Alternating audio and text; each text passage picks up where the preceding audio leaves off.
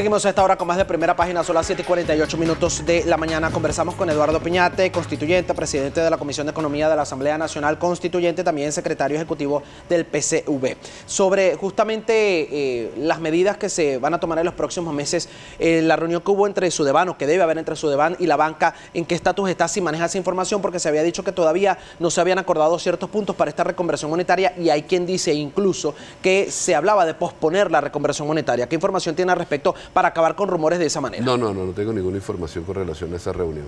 Importante, porque además hay preguntas a través de nuestra cuenta Twitter, @Primera Página, que vamos a hacerle a nuestro invitado para que pueda contestar, y pasamos al siguiente tema. Me gustaría hacerlo de esta manera para no mezclar un tema con el otro, porque son dos temas distintos. Vamos a comenzar por acá en nuestra cuenta Twitter, lo que va llegando justamente. Alexis Martínez es la primera cuenta en Twitter, dice @Primera Página: ¿el invitado considera un avance quitarle 3 ceros más al bolívar o es signo de una mega hiperinflación? Recordemos que con esto ya serían 6 ceros que se le han quitado a la moneda. ¿Qué le puede responder a quien escribe sobre esto? Obviamente la reconversión monetaria tiene que ver con la existencia de un proceso inflacionario sumamente grande, ¿no? Algunos hablan de hiperinflación, tenemos niveles de inflación altos. Ahora, eso tiene una causa, ¿no? Hace un tiempo nosotros lo decíamos con absoluta claridad: el 70% de la inflación en Venezuela es inducida, y sigue siendo. Es decir, nosotros estamos sometidos a un proceso de ataque que ha tenido como consecuencia y uno de sus propósitos ha sido generar un proceso de caotización del sistema de precios, generando un nivel de inflación muy alto. También dice aquí Raymond Tarache: ¿en qué soluciona de manera real la sustitución de 3 ceros al cono monetario? Con esa sustitución, ahora puedo comprar más. ¿Qué le responde?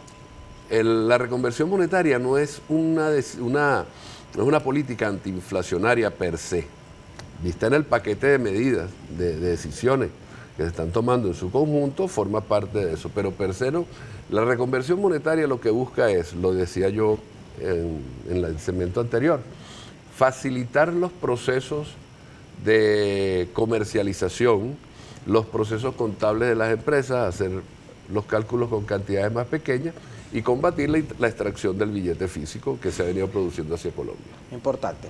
Aquí dice Char Galaxy, dice: ¿por qué no liberan el dólar? ¿Por qué no dejan de emitir dinero fiduciario electrónico que solo alimenta la inflación? ¿Por qué no reducen el gasto público? Ustedes no quieren mejorar el país. Si quisieran hacerlo, hacen lo que yo menciono. ¿Qué le responde también a esta persona que escribe, a este televidente? Bueno, si hacemos lo que él menciona, nosotros perjudicamos al pueblo. ¿Por qué? Una política de liberación del dólar, una política que nosotros tenemos, una política incluso que avanza hacia un control, o tenemos un control de cambio que ha sido absolutamente vulnerado por todas esas páginas.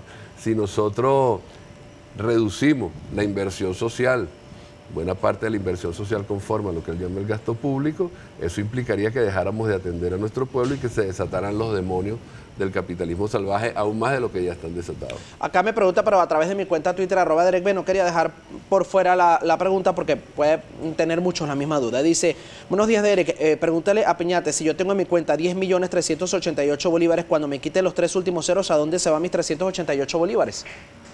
No, tienes que preservártelos allí, tus 388 bolívares. No se los vas a regalar al banco. Importante allí, aclarada la duda. También preguntan acá: ¿cómo se entiende cambiar la moneda sin tener antes los billetes en mano? ¿Esta iniciativa baja la mega inflación? No, ya esa pregunta la respondí, ¿no? No es una medida antiinflacionaria per se, la reconversión. Es decir, ella sola no es una medida antiinflacionaria, repito, tiene que ver con facilitar los procesos contables, los procesos de comercialización y combatir el billete físico. Dice aquí Socialismo Puro: ¿cómo quedaría el precio de la gasolina? Por otro lado, ¿qué es mejor, una medida de maquillaje lo que representa el cambio del cono monetario o detener la inflación? No, nosotros estamos decididos a detener la inflación.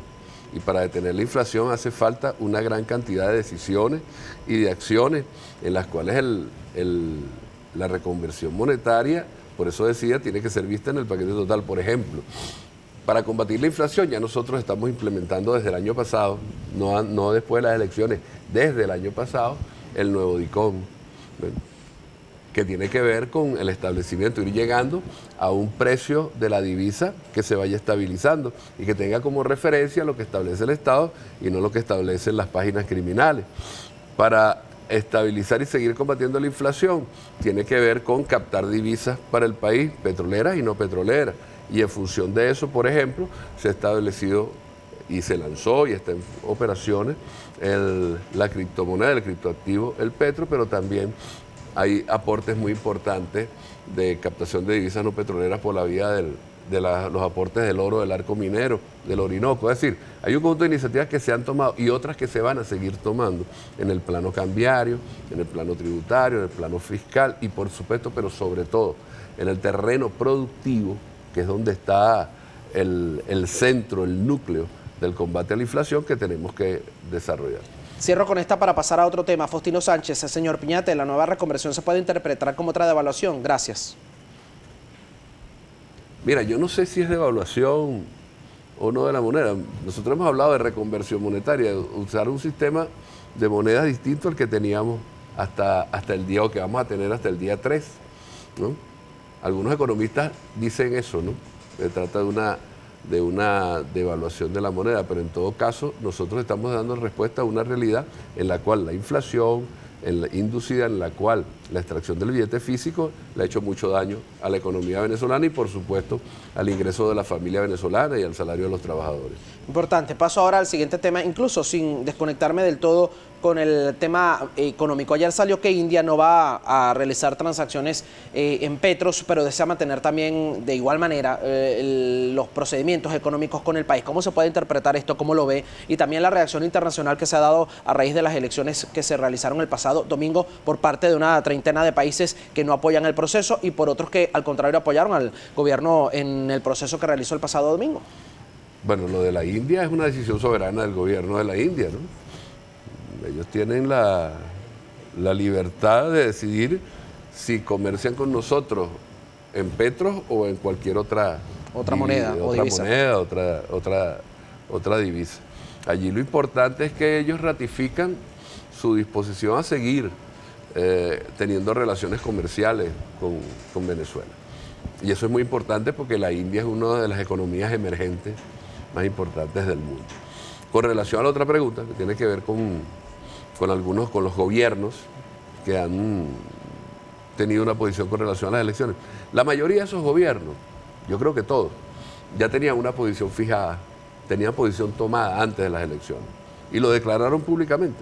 Es decir, los gobiernos de Estados Unidos, Canadá, la Unión Europea, los gobiernos de la Unión Europea, el Parlamento Europeo, el Grupo de Lima, todos esos son gobiernos que por razones ideológicas, y esa es la razón, ¿no? Desde antes de las elecciones ya habían dicho que no iban a reconocer los resultados, así que no es ninguna sorpresa.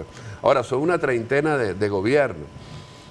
Yo creo que eso tenemos que contrastarlo. La Organización de Naciones Unidas tiene cerca de 190 países, gobiernos, participando. El resto, ponle tú 150, 160 países.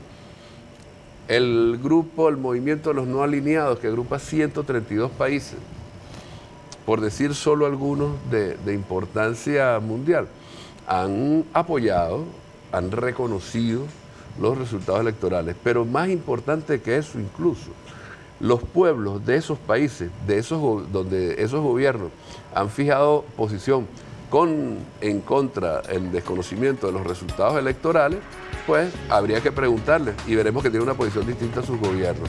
Y finalmente creo que a nosotros eso de verdad que aquí en Venezuela quien tiene que reconocer los resultados es el Consejo Nacional Electoral como árbitro y el pueblo venezolano que los aceptó. Redes sociales para que la gente les siga si posee cuentas en Twitter o Facebook o Instagram. Sí, como no, en Twitter @EduardoPinates, en Instagram @EduardoPSV y en Facebook Eduardo Piñate, cuenta full. Placer tenerlo acá. Vamos a la pausa aquí en Primera Página. Seguimos con más a regreso. Por favor, les pedimos no se aparte, ya regresamos.